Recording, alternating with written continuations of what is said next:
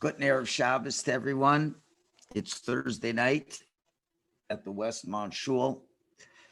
And I'd like to talk about an unusual thing in this week's Parsha and perhaps related a little bit to current events. I know there have been earth-shattering events that have happened this week, and I really have to digest these events a lot more before I speak directly to them. This week we begin a new Sefer Shemos, which is called the Book of Exile and Redemption. So there's certainly many messages about exile and redemption in this week's Parsha. Let me share with you one incident that I think has a very powerful message. We know when Moshe Rabbeinu was 20 years old, he went out to see what was going on with the Jewish people. Moshe had been raised in the palace. He knew he was Jewish, but yet raised as an Egyptian prince. And he went to see what was going on. And he goes out and he sees the horrific conditions that the Jewish people are in. That they have been a people who were free, who were enslaved for many years, suffering under back-breaking work. And his heart went out for them. He felt terrible for them. He wanted to help the plight of the Jewish people. And then he notices something very surprising, to him at least. He sees an Egyptian taskmaster beating up on a Jew. He looks around. He doesn't see anybody. What does it mean he doesn't see anybody? He doesn't see anybody who finds this to be unusual, that a Jew is getting beaten up by an Egyptian. So Moshe instinctively wants to help the Jew. He doesn't have any weapons on him. He does have a great power of mystical proportions. He utters some very holy, powerful words and is able to take away the life of the Egyptian and saves the Jew from much more torture. That happened on the first day he went out. On the second day he went out, he sees this very Jew that he saved the day before fighting with another Jew. And his hand is raised up as if to hit the fellow. And Moshe says, Russia, why do you want to hit your fellow Jew? Now, this was the guy, the Medrash says, who Moshe saved him the day before. And the guy says, who made you the boss?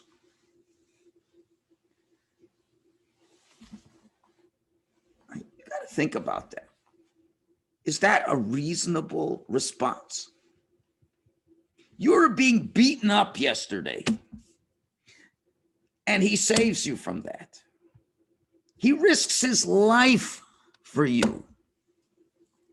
If the king would find out that his prince killed an Egyptian beating up on a Jew, who knows what's going to happen to him, as we'll find out in a minute. And this fellow, without any gratitude, says, who made you the boss? And then Moshe says, Ocheinu da'adavar. Now I understand. I couldn't understand what the Jewish people had done, that they deserved for so much persecution by their host country. But now I understand. And the Medrash fills in the blanks. Because what happened was that this very Jew, who had the audacity to say, who made you a boss? He goes and relates this to people who tell it to Paro. Not good for Moshe. Paro has him taken. He's not given much of a trial. and they said, we're going to chop his head off. This is the gratitude you show a person who made your life better, is to get rid of him. Miraculously, Moshe is saved and he runs away. From that time, it will be another 60 years until he comes back to Egypt to ultimately redeem the Jewish people. So again, I got to ask you, this Jew was a sensible Jew. We know who he was. He was Dasan, very smart man. And Moshe saves his life. And in return for saving his life, and now that Moshe reproaches him about his misbehavior towards another Jew, he goes and gets rid of Moshe. So Moshe says, now I understand why the Jewish people are suffering. What is going on over here?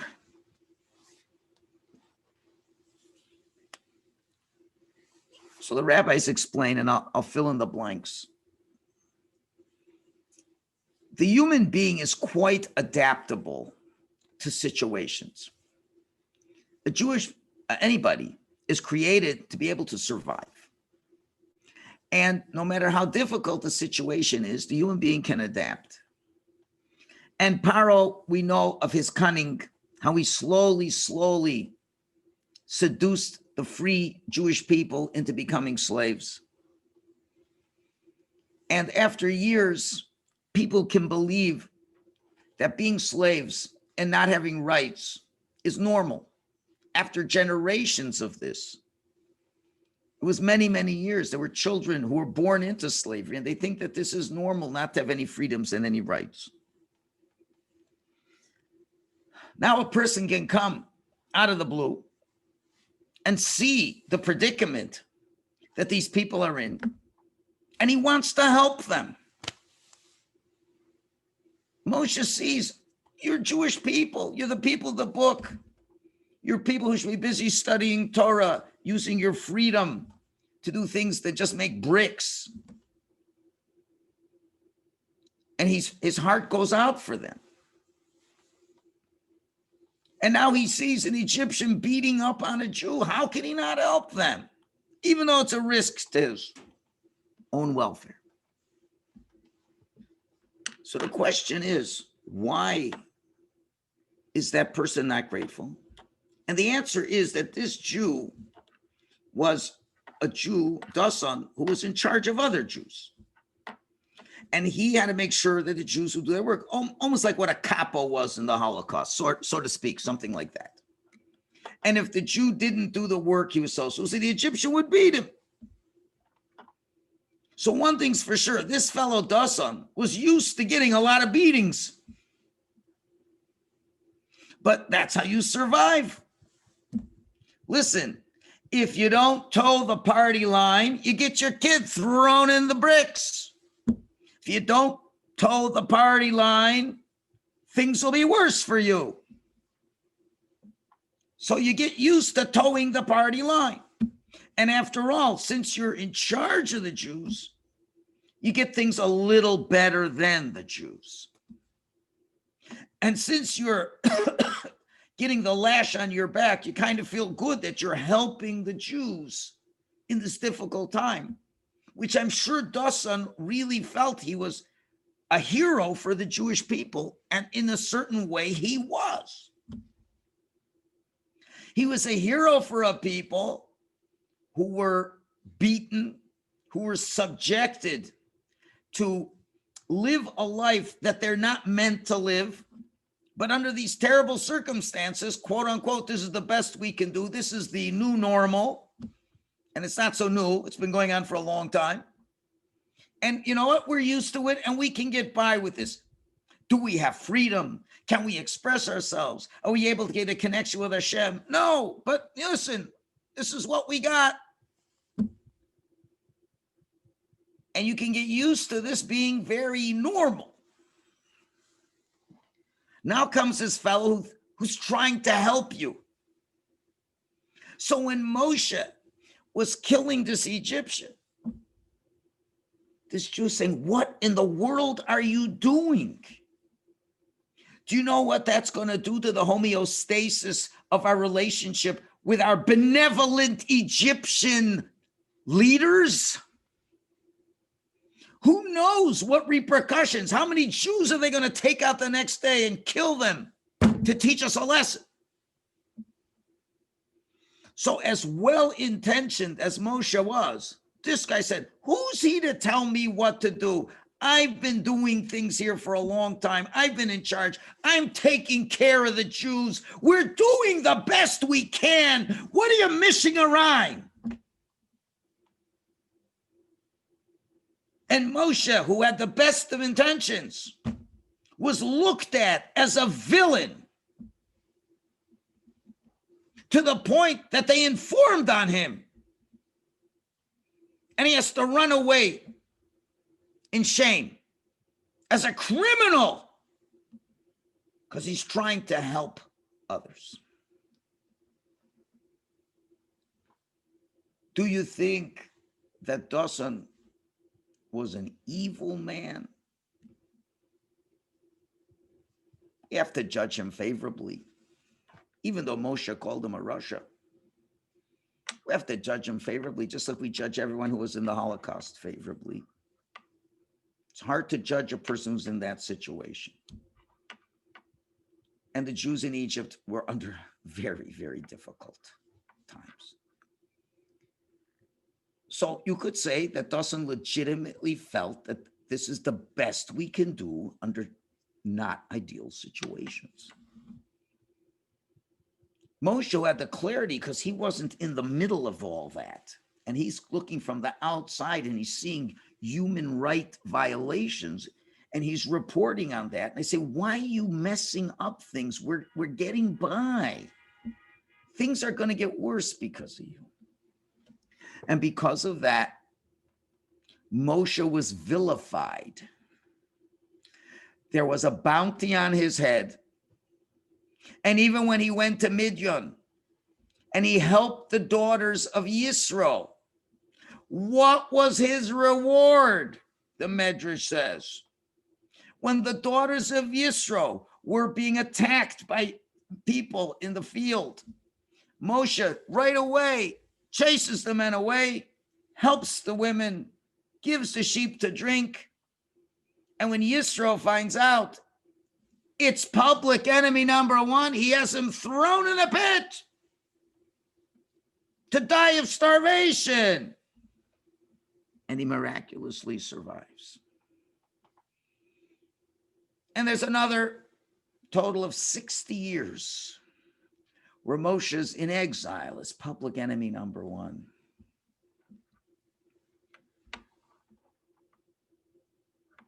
Now, what mistakes happened?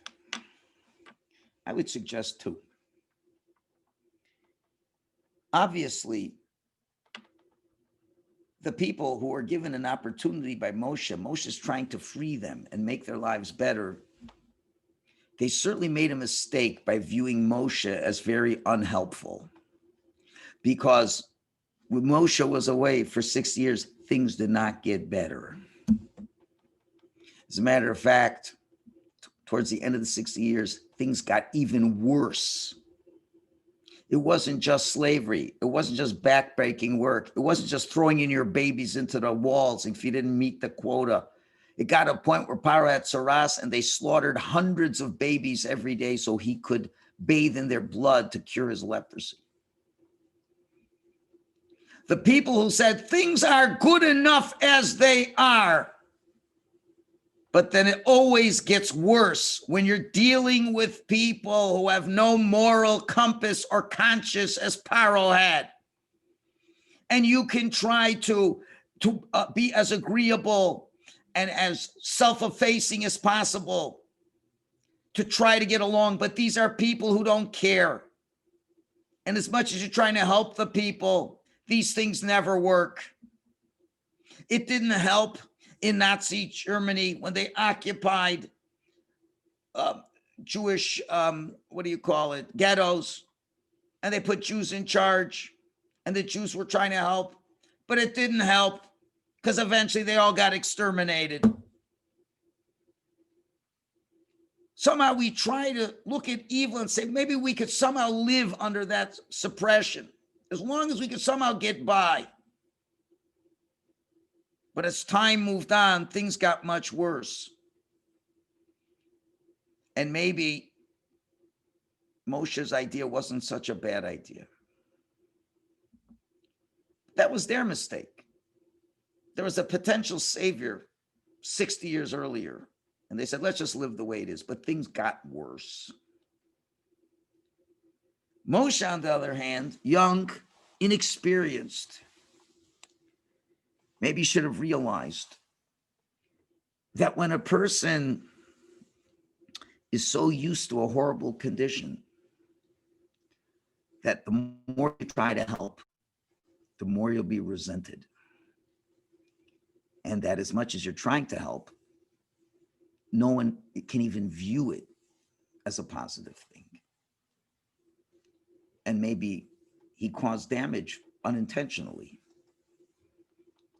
Because when you're trying to help people and they think things are fine, then they feel you're trying to harm them. So that was a very sad state. And that's why Moshe said, "Achino da hadavar." So now we understand. I understand exactly why we're slaves.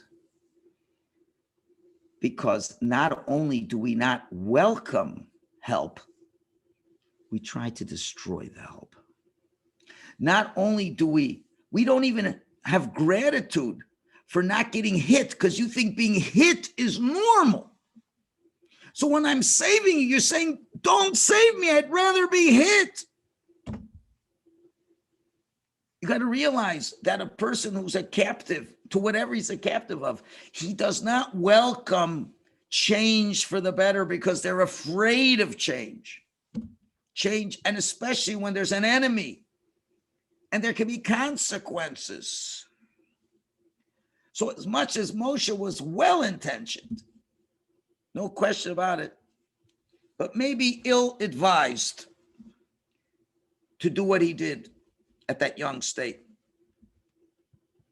But the people were ill-advised to reject him so gruffly because things did not get better that way. Would have to get much, much worse. And then when this Moshe comes back 60 years older and 60 years wiser, they're saying, you know what? Maybe we need to get out of here finally. And then, even then, it wasn't so easy. Because even then, when he tried, Moshe tried. Again, Paro resisted and made the work even harder. And then that Dasan comes again and says, oh, it's you again. So even after 60 years, it wasn't even, and things got even worse. It was still hard for them because they saw things didn't get better. But of course, nothing gets better right away. And this is what Gullus is all about. Gullus is where we're not living in a normal way.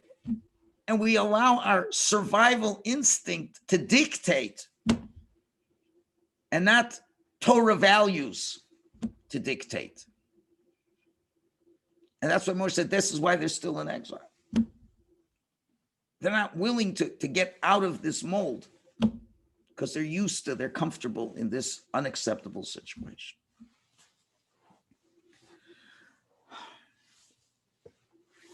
Now, I don't chas v'shalom. For a minute, I'm trying to equate the President of the United States with Moshe Rabbeinu. Don't even think that I'm going in that way.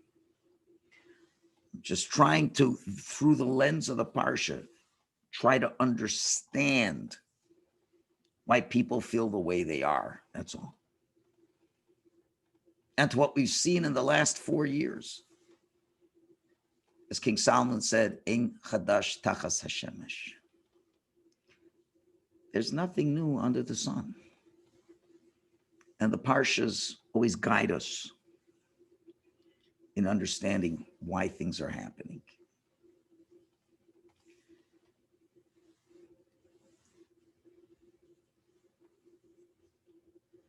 There is a lot of corruption in society. There's a lot of corruption, and people in power take advantage of the power that they have.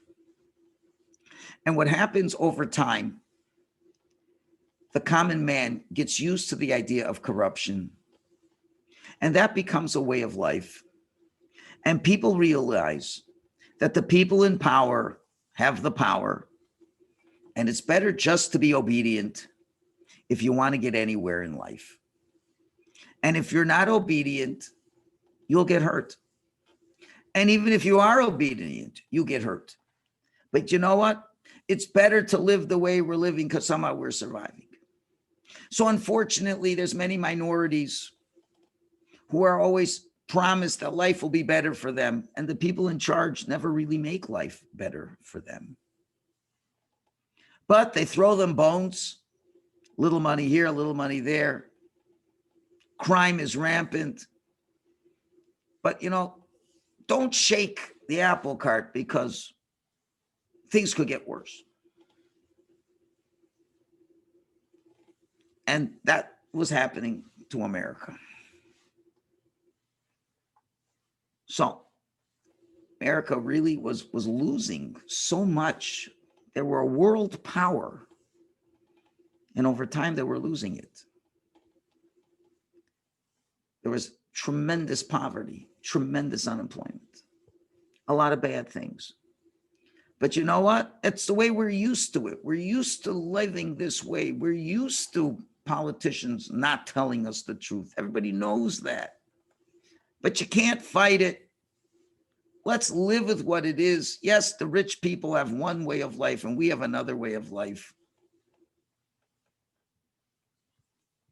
Then comes a person who says, it doesn't have to be that way. It doesn't have to be that way. You could live a much better life. And of course, when you offer that and people are used to a certain way, you will find a lot of resistance. And probably the biggest mistake Donald Trump made was to believe that people could even hear the message. There were some, but there were many who didn't want to hear the message. Life is okay the way it is. Why do you have to make it better? Why do you have to rustle feathers? Why do you have to ask so many questions? Why do you have to change things that the way they were? The United States want to give more money to the other countries of the world and not take care of their own people. Why do you want to help us more? There's a whole bunch of people that don't want that. And as much as you're trying to help them, now, of course, I'm not equating his motives with Moshe Rabbeinu's motives. But as much as he tried to help them, there were many people who hated him for it because it disrupted the status quo. It disrupted their place of power, where they may legitimately felt that the way they view running a country is the best way. They may view that people are not intelligent enough to make their own decisions, and we have to make the decisions for them. And they end up in dead-end jobs, dead-end families, crime, prison. And he comes in with a lot of bluster, shakes things up. And you know what? No matter how good you might be offering things, and let's be honest, there are facts that some people just do not wish to see, but he improved the United States in many, many ways. There's no question about it. And that's what he was hated for. Because you're changing the status quo.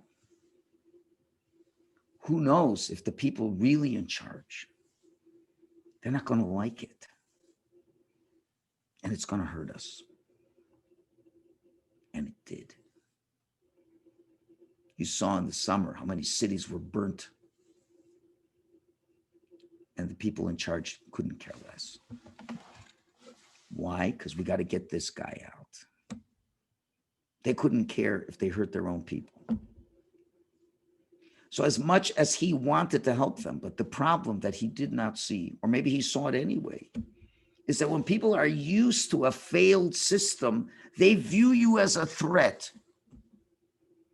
And they'll do what they can to destroy you, just like they destroyed Moshe Rabbeinu. And you see how it has come true this week especially, where the establishment violates every law in the Constitution for the last 2 months, and everybody says that's fine. And he doesn't agree to it, and he's the criminal. And they want to punish him, and they're going to want to hurt him, and to teach everybody a lesson. Don't you dare change the way things are. So they may have won this round, but you have to realize the future that they're promising is total destruction of the United States. And it might be another 60 years till somebody can come back and save that country. Everybody thinks they're doing what's best.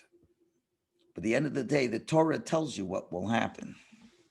The Torah will tell you that the person who wants to shake up the establishment of a slave state will not be welcome. And even the people who are hurt the most will say, I'd rather be hurt than have to deal with the changes and what it would mean. And therefore, the person who tried to help, although maybe he didn't have the best methods, he's the one that's out. He's the one they want to kill. He's the one they want to shame and embarrass. But the biggest losers are the people themselves. The country will suffer beyond belief. And that's this week's Parsha. Now, of course, we're not Americans, but what is it that we can learn ourselves? And what we have to learn is we're in a period of time called Shovavim, the 6 weeks where we all have to look at ourselves, look at our behaviors, forget about the politics of the world, but to learn the lesson of the Parsha.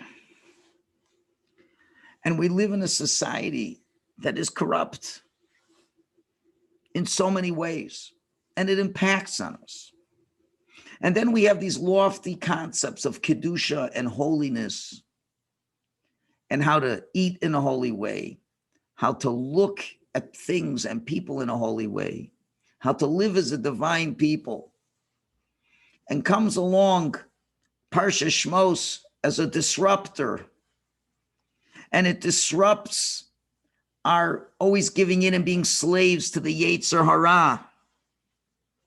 That the Yetzer Hara, unfortunately, extracts a great toll on us. And the Yetzer Hara beats us and hits us. And we're almost slaves to the Yetzer Hara. And the Yetzer Hara tells you to do this Avera and you do it. The Yetzer Hara tells you not to do this mitzvah, you don't do this mitzvah. It's all pervasive in the society. And we come to the dead of the winter where we're mamish running out of gas. Comes along Sefer Shemos, comes along Moshe Rabbeinu in the Torah. And he's coming to each and every one of us. And he's trying to tell us that I'm trying to kill your oppressor. And who's our oppressor? The Yetzer Hara. And some of us are saying, why are you killing the Yetzer Hara? Life isn't that bad. I'm kind of used to this life. I'm getting used to being beaten by the Yetzer Hara. And I'm afraid if I try to stand up to the Yetzer Hara, things will be worse. I won't have a good life. And what happens is we vilify the messengers like Moshe Rabbeinu. But what happens is all it happens to be another 60 years of problems. This is the challenges that we have. We're in very difficult times. And I think I've tried to learn from my mistakes. And as many people have taken certain positions during this COVID, and certainly any words that I've said to try to cajole, exhort, encourage people to try to get out of their own personal servitude, whatever it may be, I think I'm beginning to understand that maybe I was making a mistake too. Trying to expect people to get out of their servitude when they feel very comfortable in it. And maybe some people don't welcome the message. If I was right or wrong, I don't know. If I gave off vibes to make you feel uncomfortable, I'm sorry. I'm in good company with Moshe Rabbeinu. But to your credit, nobody tried to kill me. Nobody tried to drive me out. Maybe tune me out, but not drive me out. So I've come to understand that as well-intentioned as I may be, it may be causing people lots of pain because they'd rather be in their jails.